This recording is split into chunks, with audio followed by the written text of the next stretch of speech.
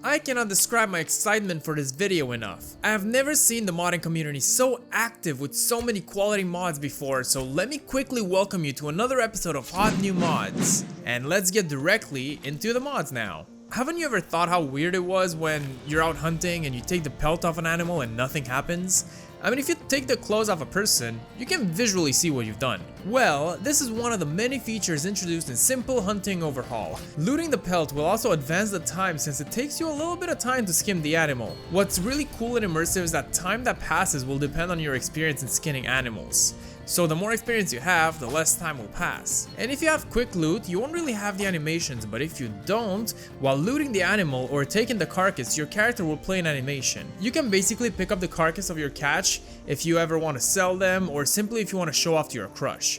Do note that if you want to have the carcass on you visually, you have to download the separate mod called Carry Your Carcasses and another one called Carry Your Carcasses with Animations. That's right, 3 mods in 1, baby. You know how we all picked up 5 or more chairs at a time to show off to our crush in middle school? It's pretty much the same concept. But unlike middle school, people will actually comment on what you're holding and act impressed. This is fresh. Yes. Good job. I can see you know what you're doing. Keep at it. Different NPCs will have different reactions, and if you want to know more, how about you check out Serpa's video on this mod. Skyrim Motion Control is a new SKSE plugin that changes player movement in a few ways. Haven't you ever thought how weird it is that you go from standing still to running speed in basically 3 frames? This bad boy, 0 to 60 in 1 second. In very simple terms, this mod makes it so that you gradually accelerate instead of automatically running. When stopping, you won't automatically go from running speed to standing still. You'll have to take another step. So make sure you have enough time to stop before falling off a cliff. When jumping, you have a little speed boost encouraging you to run like a Minecraft character. You can change these settings in the INI file as well, so that's always nice. This mod is also fully compatible with true directional movement and is now a must on my list of movement enhancing mods. Immersive Death Cycle is an amazing new immersion mod that turns the corpses of multiple animal types into empty bone carcasses. It takes about 4 hours for them to start getting rotten and 12 hours for them to turn into bones. These are some efficient flies and worms. There are actually a few decaying models, so it doesn't always look the same, and once the animal turns into bones, you can interact with them to remove them, and you also get some bone meal or some other ingredients depending on the animal in exchange. Now hear me out, this mod is great. But can you imagine if we had the same thing with Nazim? I mean, we have it for biological trolls, but not troll trolls. Nax and Serpa, you know what to do. I always found it fascinating just how many food items there are in Skyrim. But it's actually kind of disappointing that no one really gives a shit. I mean, it's cool to have them, but they're not really useful.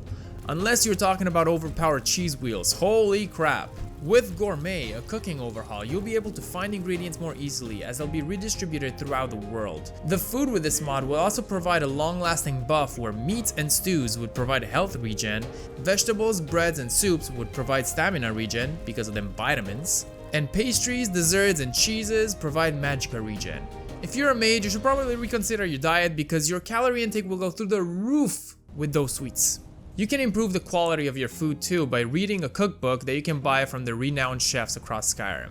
The alcohol in this mod would provide a boost in either stamina or magicka in exchange for the equal debuff to the opposite, which is a fair trade and makes you think twice about getting drunk. I could literally spend hours talking about all the changes that the mod makes, but if you're interested in the culinary arts yourself, feel free to give this mod a go, and remember, anyone can cook. Except me in this video. If you want to see something cursed, watch this. What's a hot new mods video without a PS Boss banger? This time we got statues. But this is not just any statue mod. Do you know these old dudes from Sovngarde? Yeah, well, haven't you always wished they were hot girls? Yeah, every day we stray further from God and closer to Isekai heaven. The models look great both from the front and the back side. They're still praying like the originals while wearing a traditional graybeard looking robe. If you want some extra sacred immersion, consider more Sovngarde statues as well, as they would now be added all around the map. And if you already had some other mods that add these statues, just expect the meshes to also be changed. Just look at Northern Scenery Bleak Falls Barrow. Holy! Don't you sometimes wish that you'd be able to change from first person to third person in dialogue? Well, with Switch camera during dialogue, now you can. We all love talking and having conversations in Skyrim, but you gotta admit, sometimes it's very boring. so you need to have some visual aid to keep you awake and entertained. Next up, we got another amazing and unique tree mod from Blubbo, being Deity Water Trees of the Bella, adding these really cool tree models in the middle of the lake near Iverstead, making the area feel more alive than lived in. Maybe not by people, but by swarms of bugs. Their design includes these really cool water roots. I don't know what these types of trees are called, okay? I'm not a tree nerd. I'm a video game nerd. And a weeb. Which is not only useless, but also embarrassing. There's no better word that I can find right now to describe this mod than unique. The location now stands out as honestly I didn't really think about the lake near Iverstead, like ever. I just never thought about it, and there's no other mods that change this place. There are also lanterns hanging from these trees along with fireflies flying around, which just makes the location even cozier. It's a really nice place to just sit, maybe camp out for the night, and just relax after a long, hard day. If you've had a long, hard day, you should probably leave a like on this video. You'll feel better.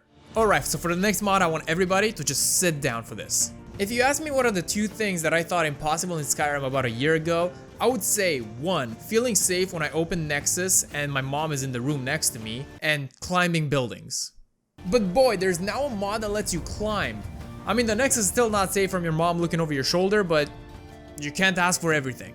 Bethesda can't even do ladders, like what the fuck? Sky Climb allows you to get close to a ledge of a reasonable height, and if you see a blue twinkle on top of it, by pressing the jump button your character will climb. So the mod uses the EVG animated traversal animation, and it's amazing. Ever since 2011 I only dreamt of this day.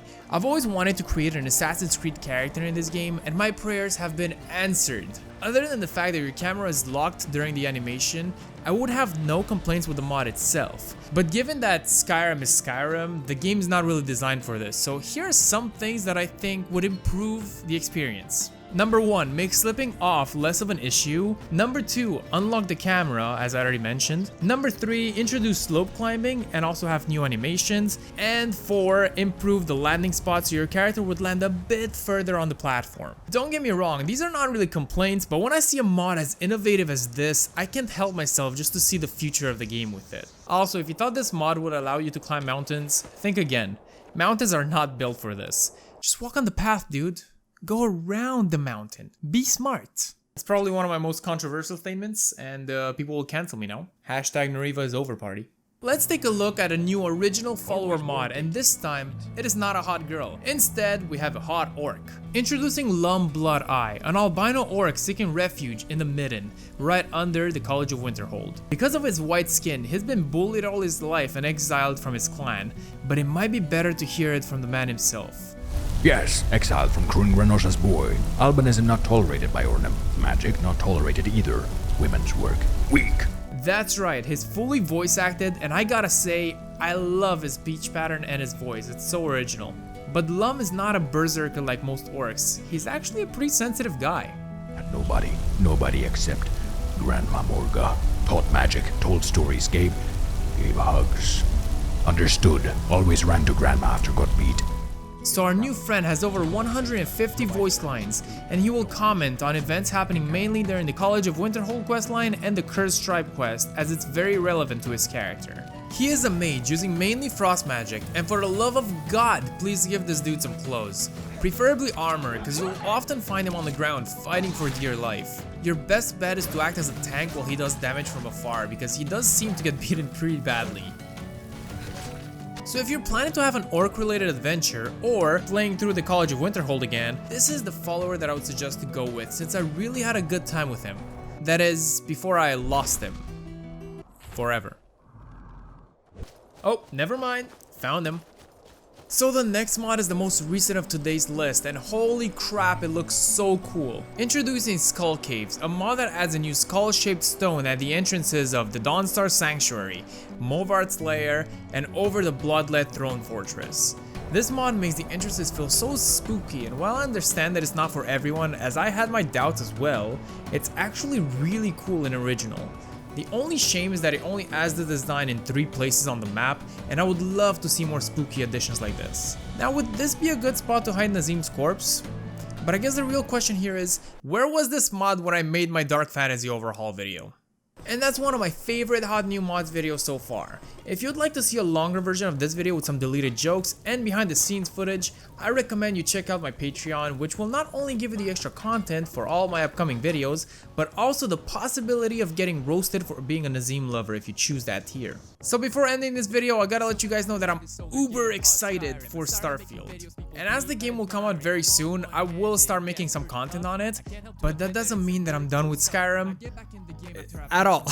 As the dust will settle with Starfield and everyone will calm down about it, I will come back to what is my forever home. But I guess this is the last Skyrim video for a little while, I guess a month or two. I don't know how long it will take, we'll see. But thank you all for watching until the end. Now leave a like if you liked, subscribe if you're not already, I guess, and if you want to see more of my videos for some reason. Now click on these videos, one of them, both of them, I don't care, and leave me alone.